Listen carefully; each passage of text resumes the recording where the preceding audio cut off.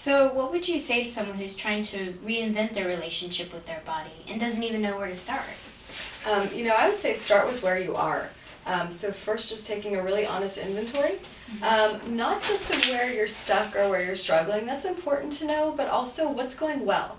Because when you're redesigning your life, there's certain things you don't want to change. Uh-huh. You don't want to change the parts that are great. Yeah. You want to build from them. Mm-hmm. And so I think shifting your focal point, when you're focused on what's wrong, that tends to fill your visual field and you get overwhelmed looking at everything I want to change, right? So if you focus on what's right and you focus on really enjoying new habits, like trying out, just having an open mind is a really good place to start. Tapping into your creativity and your playful nature. If we look at all different animal species all over the world, all throughout history, how they learn is through play. Mm-hmm. When a lion cub is learning how to hunt, Mm-hmm. it's not sitting there in class taking notes, right? Right. It's playing. It's playing with its sibling's tail and pouncing on, its litter mate. And so we learn through play. So you have to get over your seriousness about all the stuff you want to change and start by playfully approaching things you always wanted to try that are healthy, that maybe you felt a little shy about. A lot of people are shy about going to the gym or going to yoga if they feel like they don't look right. But I'll tell you on that level too, that the gym rats like me or yoga practitioners who are very advanced love seeing new people who look totally out of shape because it's like, all right, man, you're making that commitment to yourself. That's awesome. Like, we all started somewhere. So the only person in the room judging you is you, or just some loser who has nothing better to do than judge someone else. Like, it's not important. So really just owning your process, being where you are, and shifting your focus to what's good and how can I build on that. And really, how can I, again, with the idea of integrity. So integrity is about wholeness, and not just doing the right thing when no one's looking. So how can I bring a sense of wholeness into, I've got great relationships. I love my job. I'm smart. I'm a good writer. I'm funny. I'm creative. Like, what are the things that people always say about you? Mm-hmm. Usually you hear the same compliments over and over again.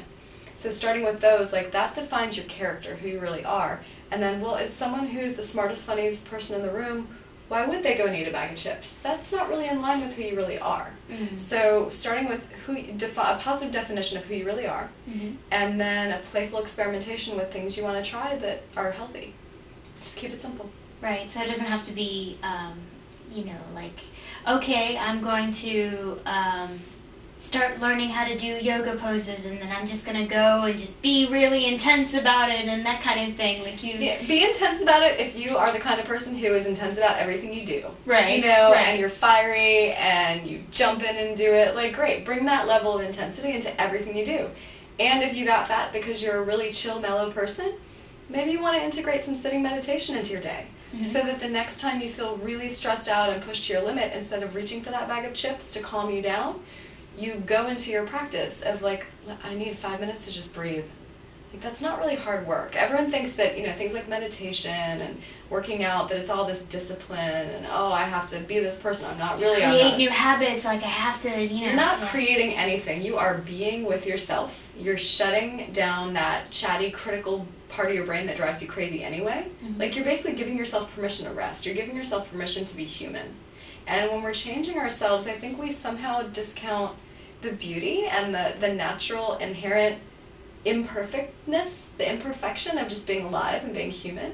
Mm-hmm. And being this incredible spirit in this natural and flawed body, that it's a spiritual thing. And so having some sort of spiritual practice, it doesn't mean go to church if you're not a church person. It doesn't mean chant like a hippie if you're not a hippie. It's just whatever authentic spiritual practice you have that makes you feel more connected to life itself. That's a good place to start, because that's always inside of you. And when it becomes a sanctuary that you carry around inside of yourself, it's a safe place to go when you're stressed out. Mm-hmm. For me, I don't go to an ashram and meditate. I go to the gym. I kind of pack all my stresses and worries and things I'm working out, things I want to get rid of, places I'm stuck. I kind of pack that in my mental gym bag. And I go and listen to music that I love, because if I had all the time in the world, I would make an hour a day to just lie down with my headphones and listen to music. I don't have that luxury. So I take the headphones to the gym, close my eyes, and actively meditate while listening to music and feeling all the wonderful endorphins and stuff. For me, it's playtime, it's a vacation. Yeah, it's a meditation practice, but if I look at it as, oh, I have to go meditate now, I don't know if that's as appealing as like, oh, it's time to go feel good. Like, it's been a stressful morning, I need to just feel good. Mm-hmm. So, defining feel good on your own terms. Right. Right. For you, it may be that, and for someone else, it may be, 5 minutes of just breathing, or it could be yoga, or it could be going for a walk. It could be swimming. Some people could be love swimming. Could be staring at the trees, that kind of thing. Yeah. Like, or even we could go out further afield and say, trying an art class, or Absolutely. picking up dancing, or that kind of thing. And when you said art class, you reminded me, so many people nowadays, we're surrounded by these images of like superstar, ultra creative people. Nobody goes and dances anymore. They sit home and watch Dancing with the Stars. It's true. Right? Or, yeah. I feel like an idiot sitting at home painting. Who am I? I'm not a good artist. It's like, painting is not about necessarily being a good artist. It's about self-expression. It's about creative exploration. It's about getting out of your chatty mind. It's play. And you know what? You can paint for 5 hours and then take everything you did and throw it away. The product is not important. It's the process. Mm-hmm. And it's being with yourself without reaching for your addictions. Mm-hmm. And it's neural repatterning. It takes a certain amount, when you're learning anything new, your brain is literally laying new tracks. A thought is like an electrical pattern.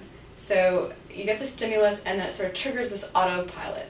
And when you're outgrowing your habits, it's really uncomfortable because you find yourself doing something and you're looking down and why am I doing this? I don't want to be doing this right now. Why am I doing this? I don't want to be doing this right now. It's so good. I want 5 more. I hate this. Why am I like this? And so being able to catch yourself and laugh, like sense of humor has to be there because like we are all ridiculous. Our struggles, our pain, like the most intense moments.